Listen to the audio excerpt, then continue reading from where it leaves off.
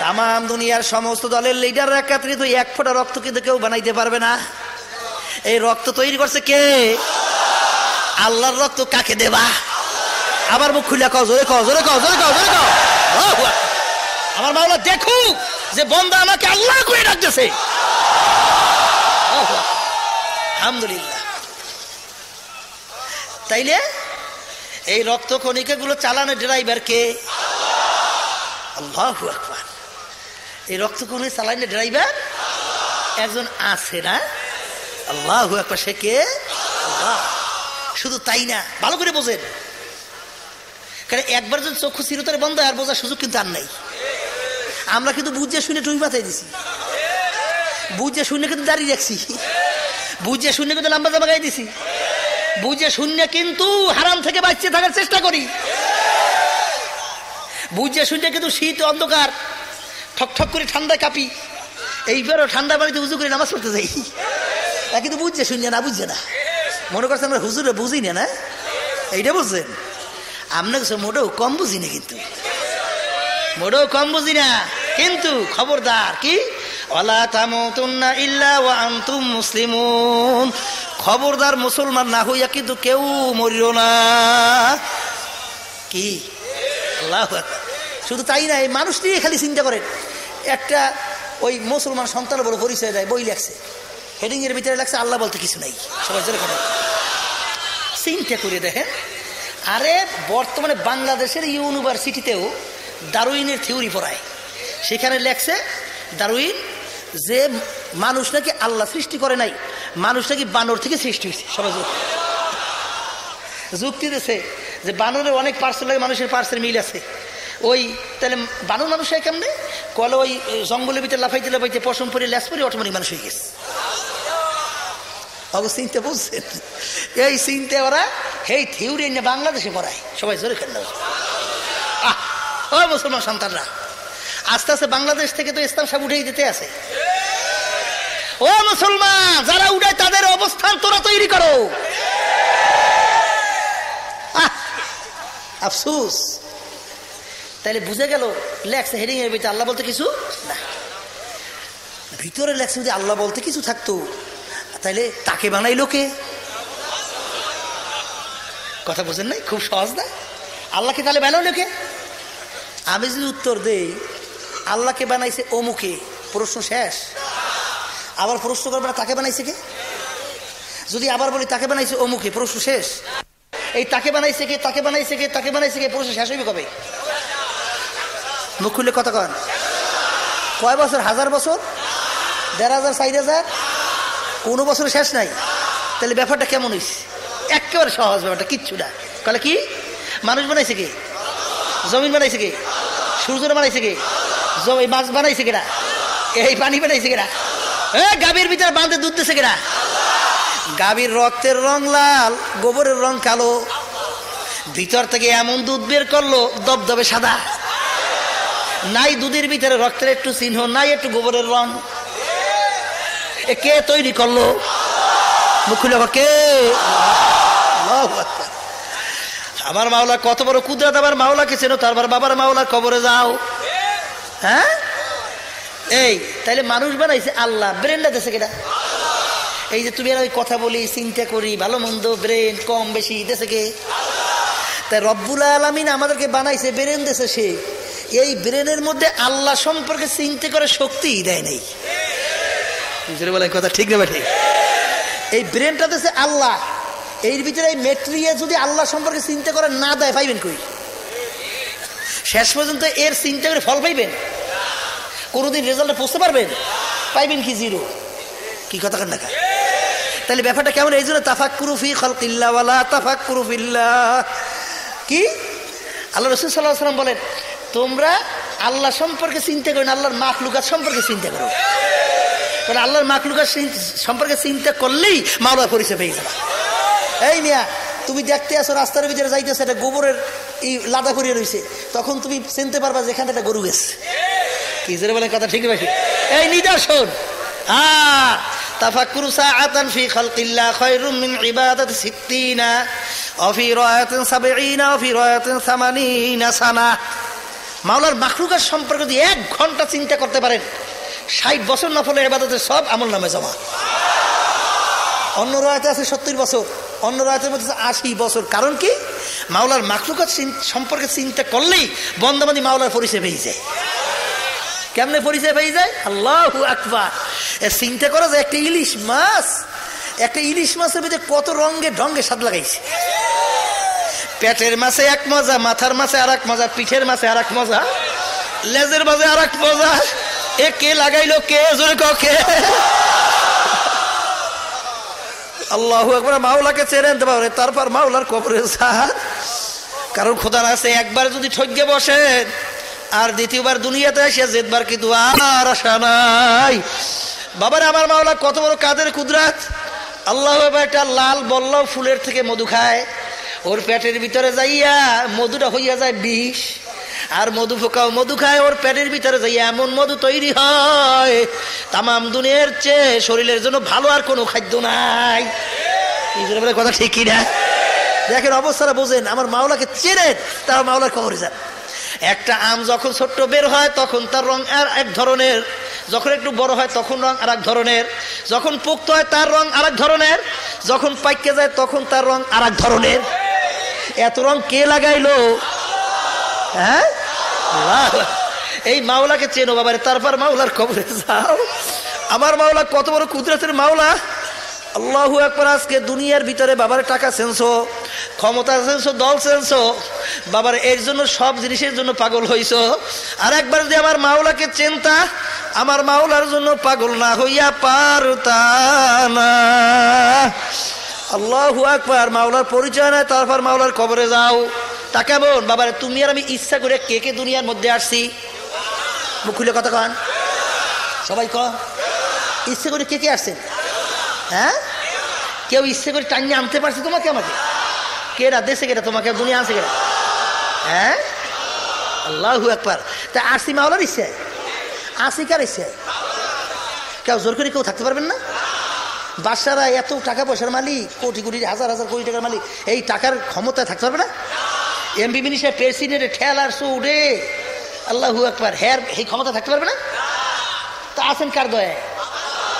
হ্যাঁ, দেখেন আজ পর্যন্ত এত আবিষ্কার হইল, মানুষ যেন মরে না এই আবিষ্কার করতে পারছে। কথা কর পারছে? পারলো না আজ পর্যন্ত মরণ ফিরাইতে পারলোই কি?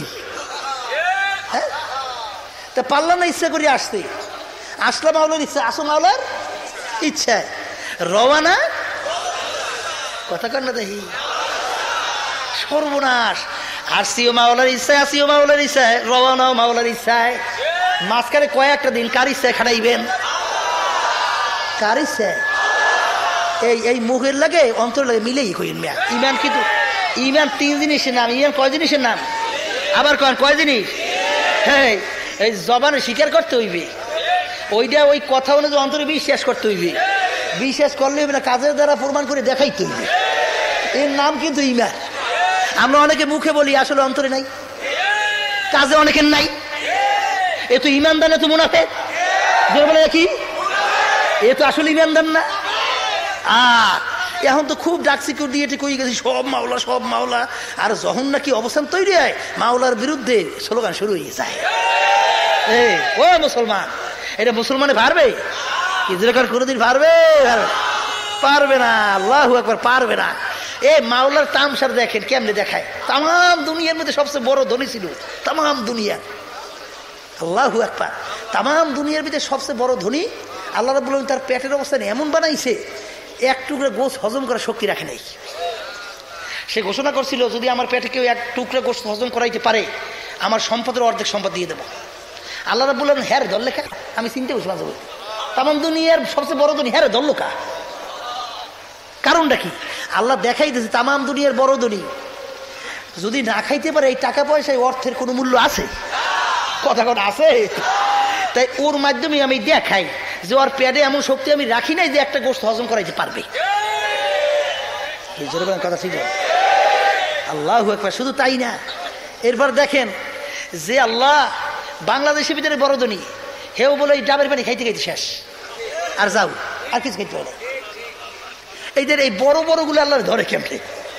মাওলা দেখায় এইবারে দেখেন ওই গান গাইছিল সালমান শাহ নাকি, 1 সেকেন্ডে নাই ভরসা, 1 সেকেন্ডের যেই টান দেশে আস্তে কলে আসো, আল্লাহ কলে আসো, খাস করে পড়িয়া চিত্রি শেষ, নাই ভরসা কই নাই। আল্লাহ তো ওর মাধ্যমে দেখাই দেখে, কারণটা কি? আল্লাহ দেখাই যে তুই শব্দটা লইছো 1 সেকেন্ডের, নাই ভরসা তোর মধ্যে আমি দেখাই।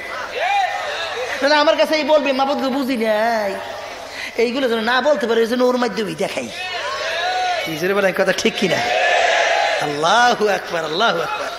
এই জন্য আমি প্রায় উদাহরণ দিয়ে বলি, যে মাওলাকে চেনে তারা মাওলার কবরে যান। এই বর্তমানে কিছু ইংরেজি শিখে টিকিয়া একটু অফিসার টফিসার ওই নামাজ নাই রোজা নাই, হ্যাঁ গলায় একটু টাইটুই লাগাই টাকাইয়া প্যান্ট শার্ট পরিয়ে টুরিয়া গলাটা টন করে হাঁটে আর কলে কিরা যায় সাইবে যায়, কিরা যায়, নামাজ নাই রোজা নাই আল্লাহর হুকুম মানা নাই, খারাই খারাই মতে বড় বড় ডিগ্রি লইলেন। এই যে ব্রেনটা যে আপনার এত সুন্দর আল্লাহ দান করলো, আপনার বাড়ির পাশে আর একটা সন্তান, তাকে আল্লাহ এত সুন্দর ব্রেন দেয় নাই, সে ভালো পড়াশোনা করতে পারে না, টাকা পয়সা অভাব নাই, বংশ ভালো, সবই ভালো, কিন্তু আপনার মতো ব্রেন আল্লাহ দেয় নাই, আপনাকে আল্লাহ দান করছে। আপনি এই ব্রেনটা পাইয়া এত ভালো ভালো উচ্চশিক্ষিত হয়েছেন, বড় বড় সাহেব হয়েছেন, এখন মাথাটা কি যেই ব্রেনটা দিয়েছে তার দিকে ঝুঁকে যাওয়ার কথা ছিল কিনা? ঝোঁকে তো নাই, বরঞ্চ মাথাটা আরো টান হয়েছে, এখন খারাই খারাই মতে। কথা ঠিক নেবে? কিসের সাহেব? এত জ্ঞানই না, বরঞ্চ তার তো শুকরিয়া বেশি, মাবুদ তুমি অমুকে ব্রেন দাও না আমাকে দেছো, কি এইটা হওয়া উচিত ছিল? আল্লাহ কিন্তু এই খবরও নাই। আল্লাহ, আপনার আমি কথা বলতে পারি, অনেক লোক আছে কথা বলতে পারে না, আপনার আমি কথা বলতে পারি, তারা পারে না। কি পার্সের কোন দিক দিয়ে অসুবিধা? কি কথা, কোনো অসুবিধা আছে? হ্যাঁ, তাইলে বুঝা গেল পার্সের কোনো অসুবিধা নাই, আপনার আমি কথা বলি, কিন্তু ও কথা বলতে পারে না। কি ব্যাপারটা দেশকেরা? দুনিয়া কোন শক্তি আছে এই কথা বলাইতে পারবে? কথা কইয়ে পারবে? শুধু তাই নয়, মাওলাকে চেনেন তারপর কবরে যান। এই ডাক্তাররা বলতেছে মানুষের শরীরের ভিতরে হাড় আছে, হাড়ের উপর একটা বোটা আছে, বোটাটা ওঠে এবং নামে। ডাক্তাররা বলতে দুনিয়ার কোনো শক্তি পিছনে ব্যয় না করলে কোনো জিনিস লড়েও না চড়েও না, কিন্তু হাড়ের উপরে যে বোটা ওঠে এবং নামে, আজ পর্যন্ত কোনো ডাক্তার আবিষ্কারই করতে পারে নাই যে কোন শক্তিতে এই বোটাটা ওঠে এবং নামে, আবিষ্কার করতে পারে নাই। তা কেমনে উঠে নামে? আল্লাহ রাব্বুল আলামিন আপনাকে আমাকে সৃষ্টি করিয়া ডাক দিয়ে আল্লাহ রাব্বুল আলামিন বলিয়া দিয়েছে, ও আব্দুল করিমের হাট, ও রেজার করিমের হাট, চলো, চলতে আস। কি যখন কইবে বন্ধ, কি বন্ধ হইবে না? হইবে না? চালু করতে পারবে কিনা? আব্বাজান ইন্তেকালের সময় আমি পাশে বসা, বসে বসে কথা বলতে আস, পান চাইয়ে খায়, মা বলে অবস্থান জিজ্ঞাসা করে, একটু পরেই দেখি যখন নাকি একটু ঘামাই ঘামাই গেল না, বলতেছে আমার মাথাটা একটু ঘুরায়, ব্যাপার কি? আমরা পরীক্ষা করলাম বিভিন্ন ওই প্রেশার দিয়া, প্রেশার মেশিন, ডায়াবেটিস সব ঠিক আছে, হঠাৎ দেখি মাথা তারা সামনে ঝুঁকিয়েই জবানটা স্পিড চালু হয়ে গেছে, আর দেখি আল্লাহ বান্দা নাই। ডাক্তার জিজ্ঞেস, ডাক্তার ব্যাপারটা কেমন হলো? হার্টও চলে, হার্টের না ওই প্রেশার ঠিক আছে, ডায়াবেটিস ঠিক আছে, সব ঠিক, চলে গেল কেমনে? বলে হুজুর এইটাই বলতে পারি না, কেমনে যায় বলতে পারি না, সব দেখি ঠিক নাই, সব দেখি ঠিক নাই, তো কেমনে চলে? আল্লাহ রাব্বুল আলামিন বলছেন, হে আব্দুল করিম হাট চলো, চলে, বন্ধ। আল্লাহু আকবার। তাই হাট চালাইলো তোমাকে আমাকে মাওলায়, তোমাকে আমাকে বাঁচাই রাখলো মাওলায়, আসি মাওলার ইচ্ছায়, আসি মাওলার ইচ্ছায়, যাবো মাওলার ইচ্ছায়। স্বামী স্ত্রী ওই বাচ্চা কাছে ওইটা ওই গরু ছাগলের মতো শেষ জীবনটা না, হ্যাঁ এরকমই তো বুঝায়, এরকমই তো বুঝায়। গরু ছাগল যেরকম নাকি শুধুমাত্র খায়, আগে মতে ঘুমায়, ওই বাচ্চা কাছে ওইয়া জীবন শেষ। কি কথা এটা না? কিন্তু আমাকে কে বানাইলো, কেন বানাইলো, কোথায় ছিলাম, কোথায় আছি, কোথায় রওনা করছি, এই চিন্তা করবে তো মানুষ, এই চিন্তা তো পশু করবে না। কি জোরে বলেন, কথা ঠিক কিনা? তাহলে বোঝা গেল দুনিয়ার একদিকে পরিচয় আমরা পাইলাম, স্বার্থের ব্যাঘাত ঘটলে কেউ তোমার আমার আপন না। কিন্তু এদিকে মাওলার পরিচয় যখন আমরা আসি, আমার মাওলা কত দয়ার মাওলা। দুনিয়ার সরকার আখিরাতের সরকার, একটু পার্থক্য করিয়ে দেখো। আল্লাহু আকবার। দুনিয়ার সরকারে কিন্তু আমরা কিছু খাই না, বরঞ্চ সরকার আমাদেরটা খাইয়ে বাঁচে। আমরা কষ্ট করে টাকা পয়সা কামাই করি, সরকার খাজনা ট্যাক্স নিয়ে কত আরামে থাকে, কত বাড়ি গাড়ি তার, কত তার এয়ার কন্ডিশন, কত হেলিকপ্টার, কিন্তু টাকা কামাই করি, কষ্ট করি কিন্তু আপনি আরামে। এই কথা ঠিক নেবে? ঠিক। একটা হুকুম অমান্য করলে পুলিশ বাইরে আইয়া সরকারি বাহিনী হাতের ভিতরে হ্যান্ডকাপ লাগাই টানতে জেলখানায়। যদি বলেন যে আমার হাতে হ্যান্ডকাপ লাগাইছেন কে, কলে তুই বাদশার হুকুম মানো নাই, রাজার হুকুম মানো নাই, সরকার হুকুম মানো নাই। কে সরকারে আমরা কিছু তো খাই না, সরকার আমাদেরটা খায়, হ্যাঁ হুকুম মানা লাগবে কা? পাশের কয়েকটা বাড়ি দিয়ে করবে বাড়া থোক ওরে ব্যাকুব। এই দেশ থাকতে হইলে বাস রাজার হুকুম, দেশে সরকার হুকুম মানা লাগবে। এই কথা ঠিক নেবে? ঠিক। ওই পেপারের মধ্যে দেখছি এই এক আসামির রায় দেশে 182 না 83 বছর সাজা, হয়তো বা 20-30 বছর পাইবি কিনা বয়স, কি মানে কথা ঠিক কিনা? দেশে 183 না 82 বছর। জজের সামনে যদি যাই বলেন জজ সাহেব একটা ভুল করছি মাফ করেন, মাফ করবে? বলবে আসামি মাফের আইন নাই। আল্লাহু আকবার। কাউকে যাবজ্জীবন সাজা, কাউকে ফাঁসি, কাউকে এরকম সাজা, এরকম ডান্ডা বাড়ি, আটতেও পারে না ঠিক মতো, লড়তেও পারে না, সরতেও পারে না ঠিক মতো, ঘুমাইতেও পারে না ঠিক মতো, বাথরুমও যাইতে পারে না। আজকে দুনিয়ার সরকারের অবস্থান এই। আর আমার মাওলার সমস্ত নেয়ামত ভোগ করিয়া আমার মাওলার হুকুম মানি না, তোমার আমার সঙ্গে ব্যবহারটা মাওলা কেমন করবে? একদিন চিন্তা করে দেখছেন? চিন্তা করে একদিনও দেখছেন যে মাওলার সঙ্গে এত তার হুকুম অমান্য করলাম, কিন্তু সে তো তার জমিন থেকে আমাদেরকে ভাগাইয়ে দেয় নাই, তার পানি তো আমাদের জন্য বন্ধ করে দেয় নাই, তার বাতাস তো আমাদের জন্য বন্ধ করে দেয় নাই। হিজুর বলেন কথা ঠিক কিনা? কিন্তু তুমি আর আমি তো একদিনও চিন্তা করি নাই যে মাওলার কত বড় তোমার আমার উপরে দয়া। আল্লাহু আকবার।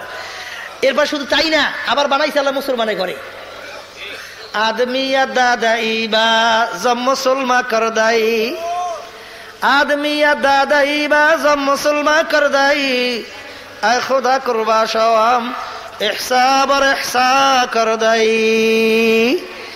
আমার মাওলার কত বড় দয়া তোমার আমার উপরে। একজনে কি চক্ষু বন্ধ করে একটু মনটাকে জিজ্ঞাসা করছো, ওরে মন, কলে তোমারও তো একটা রুহু, হিন্দুর বাচ্চারও তো একটা রুহু, তোমার রুহুটাকে ঘুরাই যদি হিন্দুর ঘরে ঢুকাইয়া দিত, তুমি আর আমি একটা হিন্দুর বাচ্চা হইয়া দুনিয়া জন্ম হইয়া যাইতাম। তোমারও তো একটা রুহু, খ্রিস্টানের বাচ্চারও তো একটা রুহু। আমার মাওলা ইচ্ছা করিয়া যদি তোমার আমার রুহুটাকে ঘুরাইয়া খ্রিস্টানের ঘরে ঢুকাইয়া দিত, তুমি আর আমি একটা খ্রিস্টানের বাচ্চা হইয়া দুনিয়ার ভিতরে জন্ম হইয়া যাইতাম। বাবারে, গরু বাচ্চার তো একটা রুহু, তোমারও আমারও তো একটা রুহু। ঘুরাইয়া যদি মাওলায় গরুর বাচ্চার ঘরে ঢুকাইয়া দিত, তুমি আর আমি একটা গরুর বাচ্চা হইয়া দুনিয়া জন্ম হইয়া যাইতাম। আমার মাওলা তোমাকে আমাকে গরুর বাচ্চার ঘরেও দেয় নাই, বাবারে হিন্দুর ঘরেও দেও নাই, খ্রিস্টানের ঘরেও দেয় নাই। তোমার আমার রুহুটাকে মাওলায় ঘুরাইয়া মুসলমানের ঘরে ঢুকাইয়া দেছে। এই যে একটা তোমার আমার উপরে মাওলার দয়া, কিয়ামত পর্যন্ত যদি সেজদায় পড়িয়া শুকরিয়া আদায় করো, বাবারে শুকরিয়া বুঝি আদায় হবে না। বাবারে আমার মাওলাকে চেনো, তারপর মাওলার কবরে যাইও। বাবারে তোমাকে আমাকে মাওলা কেমন ভাবে পাইল্লা বড় করলো।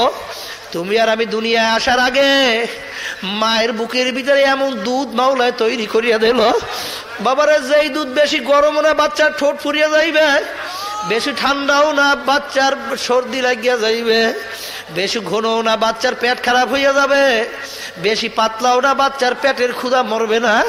তাম দুনিয়ার সমস্ত ডাক্তাররা একমত যে বাচ্চার জন্য মায়ের দুধের চেয়ে এত বড় পুষ্টিকর খাদ্য আর দুনিয়াতে আবিষ্কার হয় নাই। বাবারে, কে তোমার মায়ের ভিতর, তোমার আমার মায়ের ওই বুকের ভিতর দুধ তৈরি করিয়া দিল, তার পরিচয় চেনো, সে কে? বাবারে, আমার মাওলার পরিচয় না দাও, আমার মাওলার কবরে যাও। কারণ বাবার আমার আব্বাজান প্রায় বলতো, বাবারে যে দুনিয়ার কাজের ভিতরে একবার নয় দুইবার নয়, যদি 5 বার 10 বারও যদি চেষ্টা করিয়া ফেল করিয়া বসো, আবার বাবারে 10 বারের পর 11 বারের সময় চেষ্টা করে বাবারে জেদবার আশা করা যায়। ছাত্র যদি বাবারে একবার পরীক্ষা দিয়ে ফেল করে, আবার দ্বিতীয়বার চেষ্টা করে পরীক্ষা দিয়ে বাবারে পাশ করতে পারে। কিন্তু তোমার আমার সামনে যে আখিরাতের 5টা মামলা দাঁড়াইয়া রইছে, এই মামলায় যদি বাবারে কেউ একবার ঠইগিয়া বসো, আর দ্বিতীয়বার দুনিয়াতে আসিয়া আপিল করিয়া জিতবার কিন্তু আর আশা নাই। আখেরে মামলা 5টা কেমন? মৌত এক মামলা, কবর এক মামলা, মিজান এক মামলা, পুলসিরাত এক মামলা, কিয়ামতের এক মামলা, ময়দান এক মামলা। রে বাবা, এই মামলায় আল্লাহু আকবার বাবার কেউ যদি একবার ঠইগিয়া বসো, আর দ্বিতীয়বার দুনিয়াতে আসে আপিল করিয়া জিতবা কিন্তু আর আশা নাই। ও আল্লাহর বান্দা বান্দী, আমার মাওলাকে ছেড়ে তো আবার মাওলার কবরে যাইও। আমার মাওলা কিন্তু আগে কুরআনুল কারীমের ভিতরে জানাইয়া দিয়েছে, ইন্নাল ইনসানা লিরাব্বিহি লাকানুত, মানুষ বড় নেমক হারাম। আহারে আমি ওর বিচার চাইয়ে চাই দেখতে আসি। আল্লাহু, আমার সমস্ত নেয়ামত ভোগ করিয়া আখারে আমার হুকুম মানতে ওর ভালো লাগে না, আমার বিরুদ্ধে স্লোগান দেয়। ওর মতো নেমক হারাম তো আর দুনিয়াতে হইতে পারে না। বাবারে, অনেকে মনে করে মানুষ যায় মরিয়া, কবরে যায় মাটির সঙ্গে মিল্লা, তারপর অনেকে পানির ভিতরে পড়িয়ে পয়সা যায় গলিয়া। আবার অনেকে মনে করে মানুষ আগুনে পড়িয়ে অনেকে পুড়িয়া যায় ছাই হইয়া।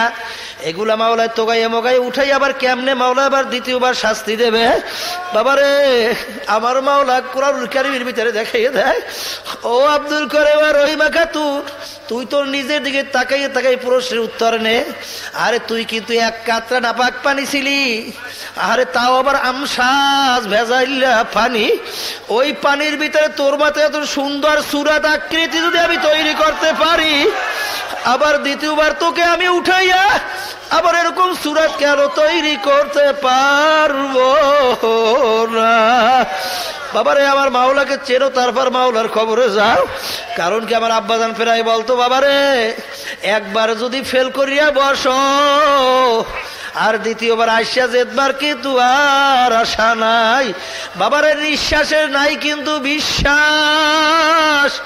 অনেক আমার যুবক ভাইরা মনে মনে বলে, হুজুর বুড়া হইয়া রই, তারপর মাওলার ইবাদত এমন ভাবে করা শুরু করব, হুজুর আর তাসবিহ হাতের থেকে রাখবই না। বাবারে, বুড়া যে হবা এরকম কোন গ্যারান্টি তোমার আমার কাছে আছে নাকি বাবা? আল্লাহু, বাবারে 5 বছর বাঁচবা এমন কোন গ্যারান্টি তোমার আমার হাতে নাই। বাবারে, নিঃশ্বাসের নাই কিন্তু বিশ্বাস। আল্লাহ রসুল তার আলী রাদিয়াল্লাহু তাআলা আনহুকে জিজ্ঞাসা করে, ও আলী, তুমি মৌতকে কত দূরে মনে করো? আলী রাদিয়াল্লাহু তাআলা বলেন, ইয়া রাসূলুল্লাহ, হাবিবাল্লাহ, আমি যখন উদাহরণ জহুরের ওয়াক্তের নামাজ পড়ার জন্য ওযু করি, তখন আমি খেয়াল করি আমি আসরের ওয়াক্ত আর সময় পাই কিনা, এই আমার জীবনের শেষ ওযু। তখন আল্লাহ রাসূল বলে, আলী, তুমি তো ভুল করছো রে আলী। আলী, মৌত তো এত দূরে না। ও আলী, যার দিকে সালাম ফিরাইছো নামাজের, বাম দিকে সালাম ফিরাবার সুযোগ পাও কিনা? বাবারে, অনেক মানুষ, অনেক আমার মুজাহিদ ভাই আল্লাহু আকবার সেজদা দেছে, আর উঠতে পারে নাই। আল্লাহ, বাবারে কি বলবো, সবার সামনে তো সব বিষয় জানা, তারপরও কেন চিন্তা করো না, কেন বুঝো না? বুঝা শুনে তারপর মাওলার কবরে যাই। বাবারে, জীবন কিন্তু একটাই, আর দ্বিতীয়বার ঘুরিয়া কিন্তু আইসা আমল ভালো করিয়া কিন্তু যাওয়ার সুযোগ আর হবে না। এই বুঝা তারপর মাওলার কবরে যাইয়া শুইও। বাবা, আমার মাওলাকে চেনো, তারপর মাওলার কবরে যাও। আমার মাওলা দেখাই দেয়, আব্দুল করে বরে জাউল করে বড়ই বাকাতুর, তুই তাকাইয়া তাকাইয়া দেখ, তোকে আবার দ্বিতীয়বার আমি কেমনে উঠাবো। বাবারে, জমিনের ভিতরে তুমি একটা মোটা ধান লাগাও, ওই ধানটাকে আমার মাওলা পচাইয়া গলাইয়া ওই ধান থেকে একটা গাছ উঠায়। যেই রঙের যেই ঢঙ্গের ধান তুমি জমিনে লাগাইছ, হুবাহুর কোন ধান দ্বিতীয়বার আবার গাছের মধ্যে ধরাইয়া দেখায়। সে কোন ধান জমিনের ভিতরে লাগাও, সেকোন ধান থেকে হুবাহু ওরকম সেকোন ধান আবার দ্বিতীয়বার গাছে ধরাইয়া দেখায়।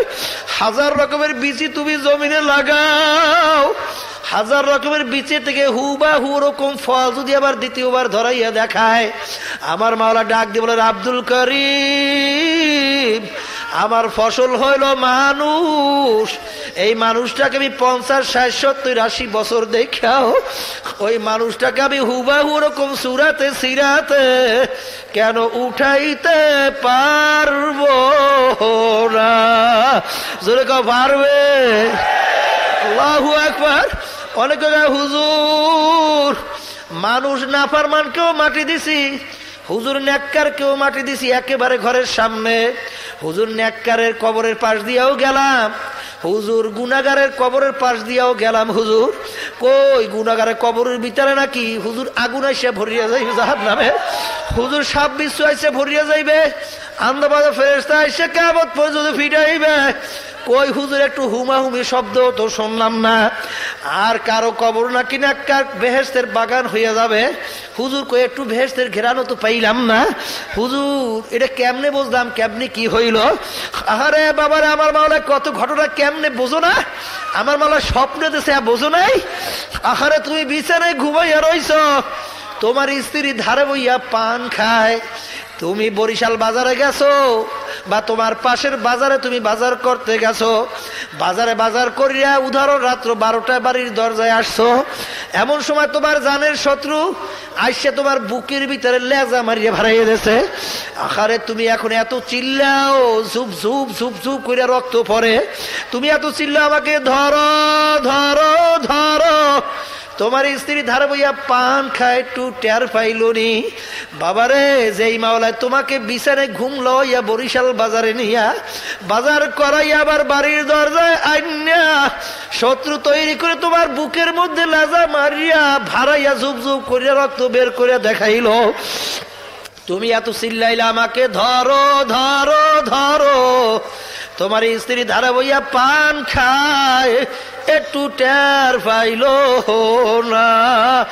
যেই মাওলা তোমাকে এই কাণ্ড ঘটাইয়ে দেখাইতে পারছে, সেই মাওলা তোমার ঘরের মধ্যে কবরের ভিতরে গোপনে রাইখে আযাব কেন দিতে পারবে না? বাবারে পারবে?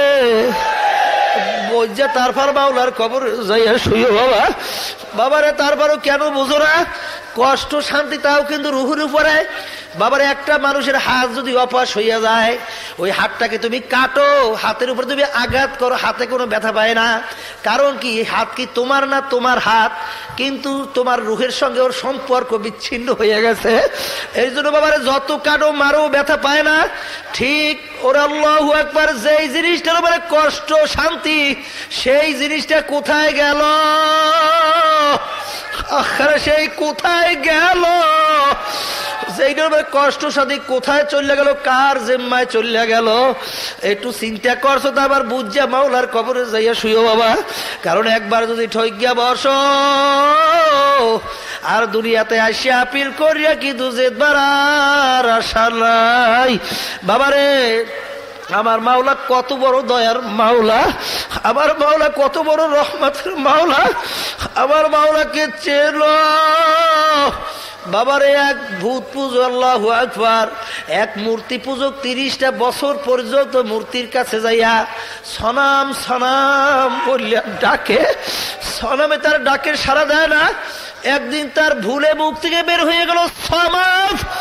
আল্লাহু আকবার। আমার মাওলার একটা সিফাতি নাম বাইর হওয়ার সঙ্গে সঙ্গে আমার মাওলা তো ডাকের জবাব দিয়া বসছে, লাব্বাইক আব্দি, বান্দা তুমি আমাকে ডাকো কা। আলী রাদিয়াল্লাহু তাআলা আনহু বলেন, যেই মাওলাকে আমি দেখি না সেই মাওলার ইবাদত আমি করি না। তাইলে বুঝা গেল মাওলাকে দেখে দেখে মাওলার ইবাদত করত। বাবারে যখন নাকি সমাদ কইয়া ডাক দিল, সাথে সাথে উপর থেকে শব্দ আসলো, আর বান্দা তুই আমাকে ডাকো কা। তখন ওই মূর্তি পূজক আশ্চর্য হইয়া গেল যে আজকে প্রায় 30টা বছর পর্যন্ত সনামকে সনাম কইয়া ডাকলাম, কই সনামে তো আমার একদিনও ডাকের সাড়া দেয় নাই।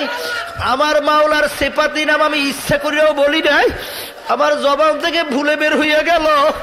আমার মাওলা কত দয়ার মাওলা, এই দয়ার মাওলাকে ভুলিয়া কার মোহাম্মতে পড়লাম, কার প্রেমে পড়লাম, কোন টাকার পিছনে পড়লাম, কোন ক্ষমতার পিছনে পড়লাম।